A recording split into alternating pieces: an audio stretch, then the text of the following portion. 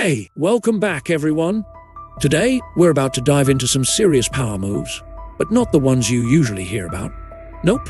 Today is all about using dark psychology to level up at work. Now, don't worry, it's not as sinister as it sounds, but it is about using subtle psychological techniques to influence those around you, become the office favorite, and even turn workplace conflicts in your favor. Let's face it, workplace politics can be a real jungle, and sometimes you need to be a little sneaky to get ahead. So, ready to unlock some dark secrets? Let's jump right in. 1. How to influence your boss and win their favor. Let's start with the people we need on our side, the bosses. Dark psychology isn't about being evil, it's about using subtle influence to make things work in your favor. One of the most powerful tools? Mirroring. This is where you subtly imitate your boss's body language, speech patterns, or even their work habits. People tend to trust and favor those who resemble them. It's just human nature. Practical example. Imagine your boss always starts the day by discussing numbers. Next time you talk to them, weave numbers into your conversation, even if you're discussing something unrelated. It creates an unconscious connection and makes them feel like you get them. Another trick? Throw in a casual compliment, but make it about their skills. Say something like, "I really admire the way you handled that last project. I learned a lot from your approach." It's not over the top, but it plants a seed in their mind that you see them as competent and smart. All right, bosses can be tricky. They hold the power.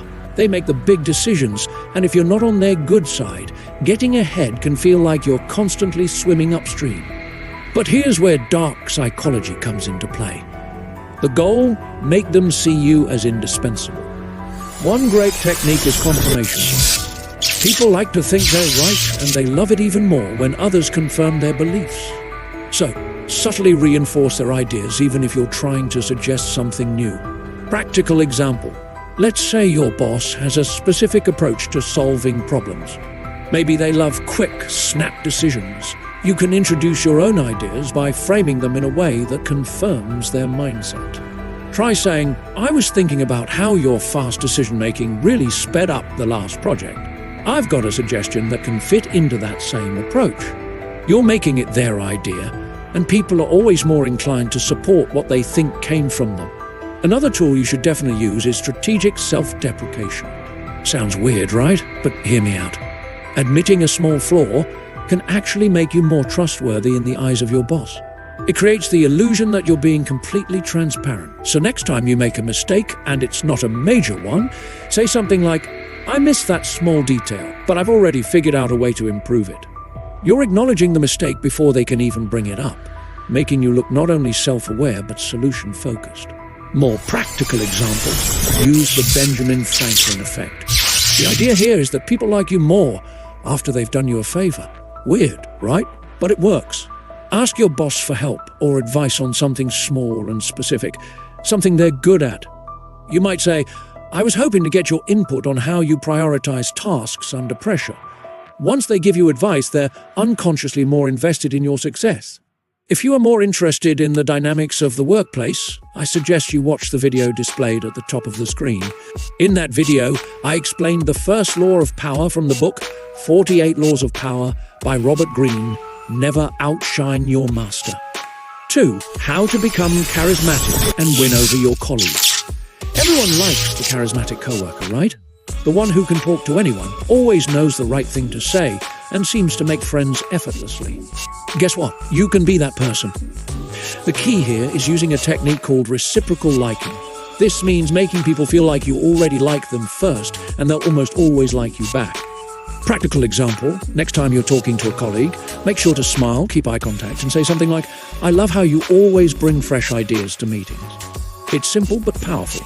You're giving them positive energy first, and they'll naturally start gravitating toward you. Another tactic, use scarcity.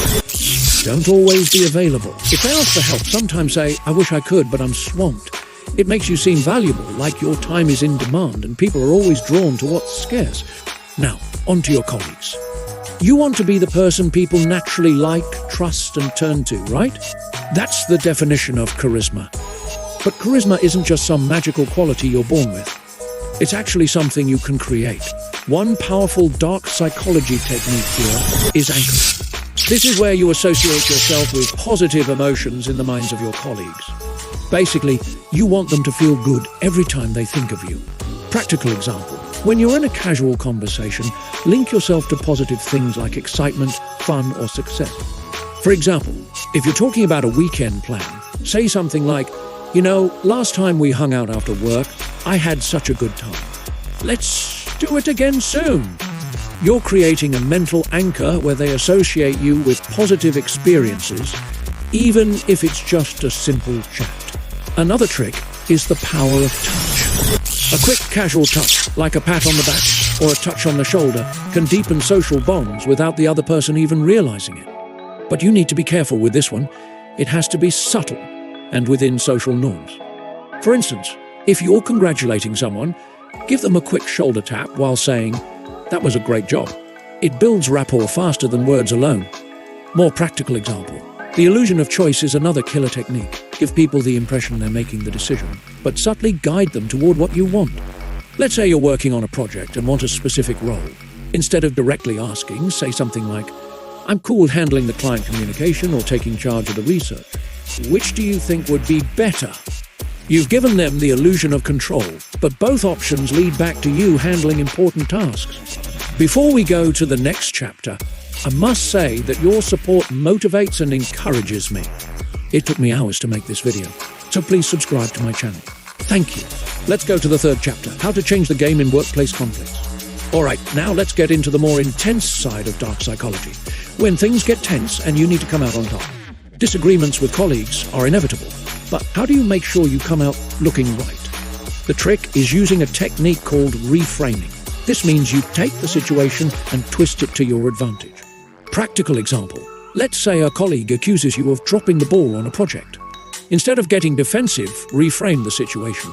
You could say, "I understand why it seems that way, but I actually prioritize the bigger picture and focus on the client's long-term needs." Boom. You've shifted the narrative, made yourself look thoughtful, and now your colleague seems like they were only seeing part of the picture. Another trick? Guilt tripping. Subtly make your colleagues feel like they're the ones who messed up. "I really thought we were on the same page about this. I'm surprised you're saying this now."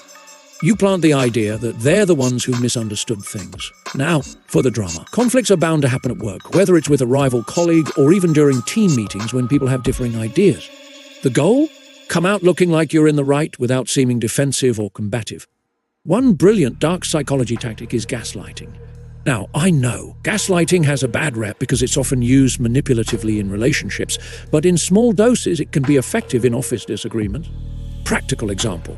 Let's say a colleague accuses you of being unprepared in a meeting. You could respond with, "That's strange, I remember us discussing this last week. I thought we were on the same page." You're planting doubt in their mind about what they remember, making them question if they're the one who's out of the loop.